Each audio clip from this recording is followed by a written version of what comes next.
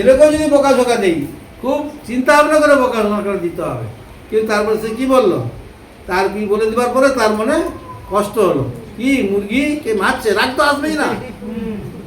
আমি একটা পশুকে লালন পালন করছি, তাকে কেউ মারলো তো তাকে তাড়িয়ে দিতে পারতো, কি বলতে পারতো মেরে রাখো না, কি আমাদের যে চিন্তা ভাবনা। কিন্তু বলেন মনের মধ্যে কি এলো, রাগ এলো, সেই রাগটাই হলো আমাদের পাপ। সে অন্যায় করছে বলে তুমি অন্যায় করে বুঝলে না, এটাই হলো পাপ। সেটা আমরা যেন এই ধরনের কাজগুলো এইগুলোই সতর্কভাবে আমরা যেন চলি।